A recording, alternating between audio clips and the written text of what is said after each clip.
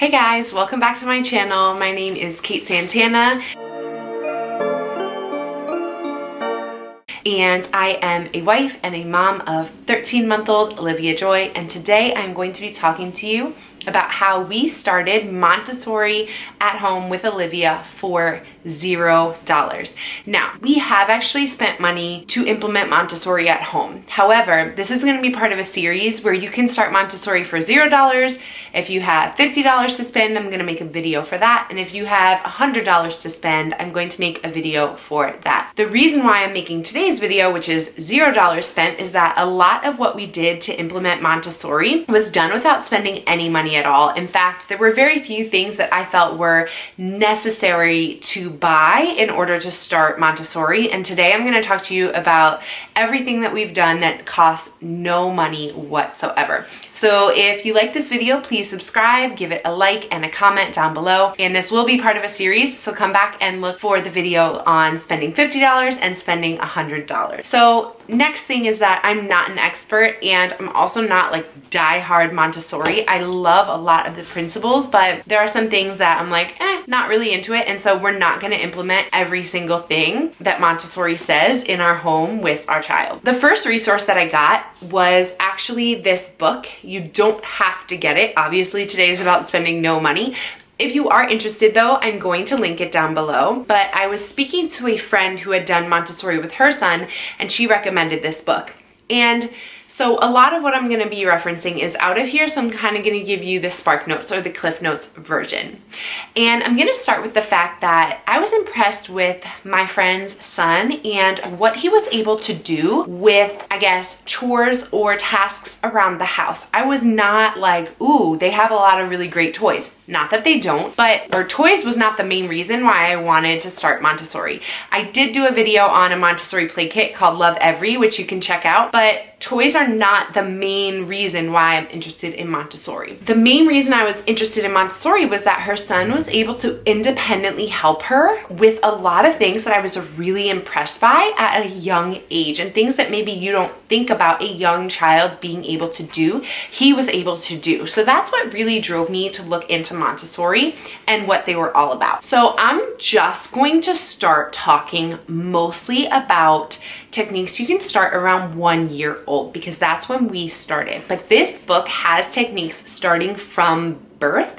So if you're interested, this book does have some things that I'm not going to go over today. The first thing that I learned in one of the early chapters of this book, which was very interesting and new and not something that I heard through other resources, was the connection between a child's hand and their brain. So Montessori actually says, never give to the mind more than you give to the hand, which I think is really interesting. So she's basically talking about how from infancy, you should let a child have access to their hands to learn about their hands. She said that most parents are very intrigued by gross motor skills and gross motor milestones like walking and crawling or climbing stairs, but that for whatever reason we're not as concerned or bothered by our child's fine motor skills from 0 to 3. However, she argues that those are even more important than gross motor skills. So for this reason, she talks about giving your child activities that they can work on where they are working with their hand. Basically, she said the hand sends signals to their brain, and then their brain takes that new information and sends more directions back to the hand to continue to work. So the first thing you should do is observe your child and how they are using their hands. So maybe they want to do something like push things around with their hands. Maybe they're very interested in picking up tiny pieces with their pincher grasp. Maybe they're interested in emptying containers of their contents, or maybe they're interested in putting things back into a container. Maybe they're interested in lining things up. You should observe your child and see what they are doing with the items that are already around them. That is the first thing you can do to implement Montessori at home, is actually just to observe your child. Once you have observed your child, you can start to see what types of tasks or skills your child is attempting to master. They're going to do things over and over again because they're trying to master a certain skill. So once you observe what they're doing, you can try to create scenarios in your environment where they can practice what they're trying to master. And this doesn't require you buying anything new. If they really like emptying containers, then fill containers up with just stuff you have around the house so that they can empty it. If they really like putting things back, then arrange their playroom with maybe a pile of things and an empty container so that they can put things back in. So that was one of the first things that I did, was just to observe Olivia and see what she was really interested in and try to give her a play space that reflected whatever she was into at the moment. Next thing that I did is that I stopped interrupting her or kind of hovering near her when she was working on something. So Montessori talks about how play is a child's work. So you wouldn't want to be interrupted if you were doing something important at work, and the child doesn't want to be interrupted either. One thing I'm not that good at is I still say good job all the time, and Montessori definitely tells you not to do that. But the main reason why I try not to when I don't is that I don't want to interrupt her or break her concentration. So I'm actually going to show you a clip off to the side here where Olivia is taking the magnets off the refrigerator, and she's very concentrated, so I'm trying not to make any noise at all. Unfortunately, I mean, it's not a big deal, but there was an airplane outside and she heard it and it broke her concentration. You can see she looks at me, she points out the window because she sees the airplane, and then basically her task is over. She was like taking them off and putting them nicely on the floor, and her concentration is broken, and so she's going to run away and go do something else, which is fine. That happens. Airplanes come in the sky. But as much as possible, I try not to interrupt her when she is practicing something. So something else that Montessori says is that from age 0 to 6, a child has what she calls an absorbent mind. So they are absorbing everything around them in their environment. And it's a very sensitive period in their lives where they can take in a lot of information and their brain is just processing in this amazing way. The other thing that she says is that children have a sensitive period for order during this time. So they are looking for order in their lives. They want routine and they want to know that something happens in order. So another way you can implement Montessori at home is you can create routines that have a order and you can teach them to your child. And once they know the order of something, let them help to accomplish it. This is also important to keep in mind if you're trying to teach your child how to clean or empty the dishwasher or wipe a counter or something like that. You want to always do it the same way, even though there may be multiple ways to do it. Until your child learns how to do it, you want them to see you do it the same way over and over again, because in their brains, they're looking for order. They're looking for something that makes logical sense and happens the same way every time. Another way that you can implement Montessori at home, and one of the very first things that we did, is to move the items that your child is going to need for any routine, such as bedtime, to a place where they can access them on a low shelf. So I'm going to show you a clip next to this where we keep Olivia's toothbrush and toothpaste. And at first I was like, I have no idea how I'm going to teach her that it's there or to get it. But to be honest, we just used a lot of repetition, or if she didn't go get it, walking over with her and saying like, here's your toothbrush. So we basically just said, go get your toothbrush. And at first it's like, I don't know what's happening. After day 1 of trying this, I was like, I don't know if this is ever gonna work. To be honest, it did not take long at all. So now we can say, go get your toothbrush and your toothpaste. She knows where it is. And we can also say, put them back. Sometimes we have to say it multiple times, but she knows where they go and she puts them back. So we have her toothbrush and her toothpaste in a place she can grab. We have her pajamas in a place that she can grab. We tried to do this with several routines in her day, including diapering. So we brought down the things that we need for her diaper change onto the floor in a little basket, and we ask her to give us the diaper. The wipes and the lotion and everything else is also in there in case we ever need to ask her for them. We also ask her to put things back. Additionally, we put items that she needs to go outside at a level that she can grab them. So we already had this basket. We didn't spend any extra money. We just kind of cleared out a little spot for it, and we put her shoes in there. We put her hat, her coat, and her sunglasses so she can grab the things that she needs to go outside independently. Speaking of going outside, Montessori talks about going outside without an agenda and just allowing the child to walk, and how important it is, once they're able to walk, of course, for them to get outside and walk every day. So as long as the weather isn't crazy, we try to get outside with Olivia every day and go for a walk. A stroller is not ideal, and unfortunately, there's just not a good spot near our house for Olivia to be out of the stroller, which is really tough. But there's a park that we can drive to, so sometimes we do, because Montessori really does not think that a child who can walk independently should be strapped into anything other than the times when it is absolutely necessary, like a car seat. They really don't think that walks should be in a stroller anymore. Again, I don't follow this completely, but I see the logic. The child should really be able to use their new skill and to work on it on their own. And you should just let them wander, like at a park. Obviously, be close to them, but don't say like, oh, let's go this way, or oh, let's, walk down this street and then this street. Like, let the child lead and just kind of watch them, observe them, see what they are interested in. You don't need to create anything for them to be interested in. So aside from just having them outside and allowing them to walk and not be in the stroller too often, Montessori actually says that once your child should walk, you should really not be carrying them much, if at all, during the day. I need to be better at this, but this is something that I'm conscious of. So we have Olivia, unless we are in an absolute rush, we have her go up the stairs with us very closely monitoring, of course, right behind her, but we have her walk up the stairs. She can't really go down the stairs yet, so we do carry her down, but we have her go up the stairs, and we have her walk around the house when she needs to go somewhere. It's just like, Olivia, come here, or hold my hand if you want to be near me, but let's hold hands and go where we're supposed to go. Montessori even talks about, like, from the car to going into a store or somewhere else, that you should just get them out and hold their hand very tightly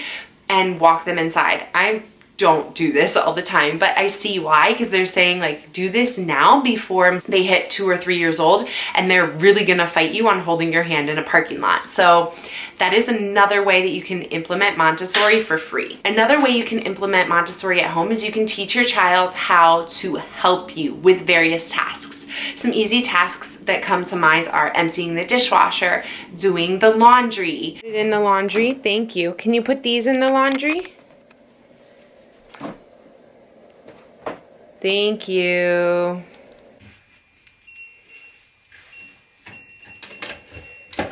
Close the door. Okay, close the door. Push and put it right there. Can you press this button right here? Press it. Good job. Putting things away, wiping things. I allow her to push the chair back to the spot where it belongs at the table, and she knows how to do it and where it belongs, so she can do that. As soon as I learned about Montessori, I started having her turn the light off every time we left a room.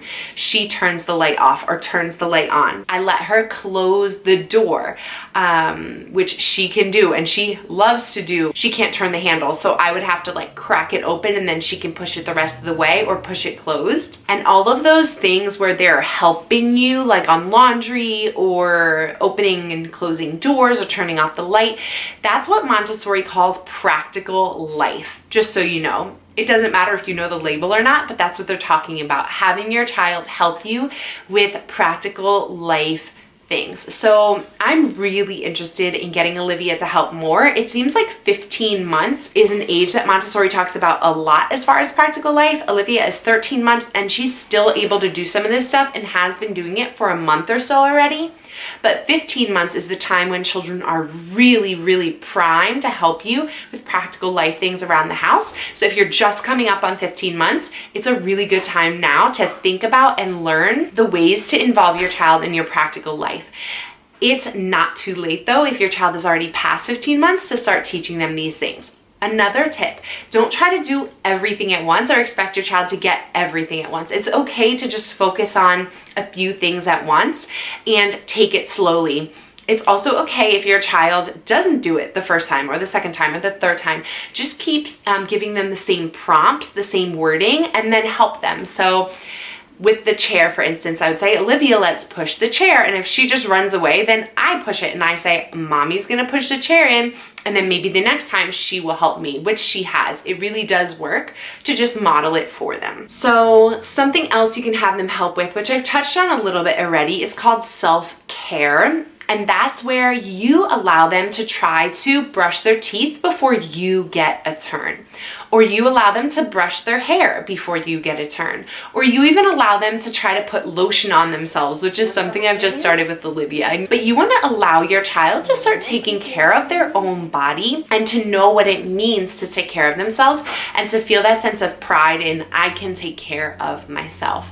So other things I'm looking forward to teaching Olivia, but she's not quite there yet, are dressing herself, like pulling up and down her own pants and like putting her coat on herself. The other thing you can do, which we don't do, and it's probably just out of laziness, but you totally could, is you could have your child pick out their outfit for the day. So you can lay 2 outfits out on the ground and just have them pick. They're not gonna really know what they're doing right away, but eventually they may realize that the outfit I pick is the outfit that ends up on me. So again, you're just giving them choice and responsibility for taking care of themselves. So something else you can do to implement Montessori at home is that you can design the space. Design's probably the wrong word because I don't want you to think that this is going to cost you money, but you can arrange your space to have 2 things for your child. One is to have a yes space for them. So Montessori talks about a yes space so that your child has a place where they can't quote unquote get into trouble, where anything that they get into is okay for them.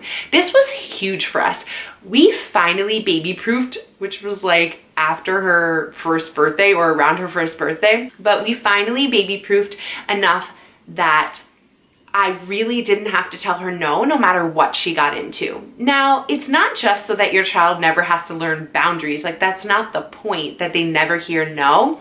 The point is that they're not interrupted. So they can explore and learn independence without constant interruption from you. Because if you have to say, oh no, don't touch that, or oh no, not that over there, you are interrupting them and you're actually taking away their ability to grow independence and to not need you while they're playing. Along with a yes space, you can also make a movement space for them. Now, without money, you might have to be a little bit creative, but something that we've done is we just take the cushions off the couch and kind of lay them in front of the couch, so it sort of gives her like steps where she can climb up onto the couch, and she practices her gross motor skills. So she jumps on the couch, she can practice stepping down, but it's really soft because there's just cushions there, so we haven't had any sort of like incidents with that. Obviously we are there, we're not hovering over her, but we're watching to make sure that she's getting up and down safely, but we're giving her a space where she can move freely.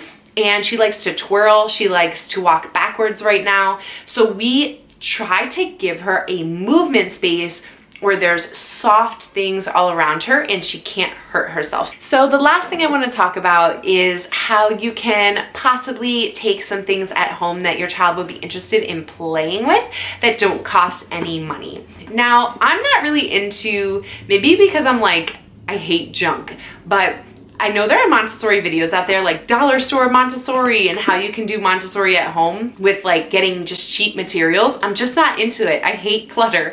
So that's not something that I've done, but what I have done for absolutely free that my daughter loves, and this is really the only thing I've implemented so far, is I've taken an old coffee container from Trader Joe's with a lid and stuffed it with tea bags. Tea bags that are see-through are the best because she can actually see what's in there. But there's just a lot of different ones. These are getting really crumpled at this point because she plays with them so often. She loves shoving them in here and then taking them out again. And it's just a really cool activity. She can also practice with the lid, and the lid is really easy. So if there are little things that you have around your home that you think would be safe for your child to play with, you can definitely do it. I think anything that's a container is the smartest way to go.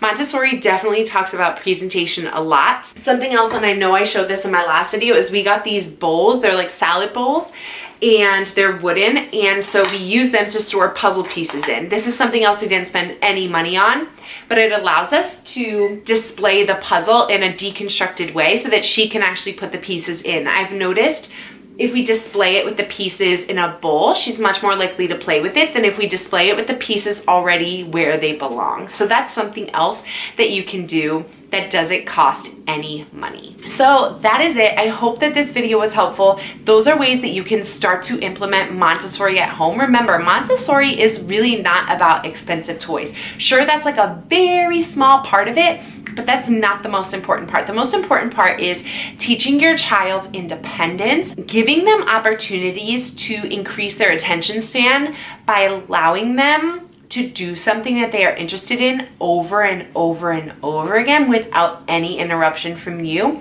and giving them that yes space where they can just explore and do the things that they're excited about without you monitoring, in that you don't have to stop them from what they're doing. They can just continue and get really engrossed in an activity and excited about an activity and just do it for as long as they want to. So if this video has been helpful, again, please subscribe and like it, and give me any comments down below on how you implement Montessori at home. There are so many other things that you can do for free, and that's what I'm interested in hearing about for today. And until next time, guys, have a great one.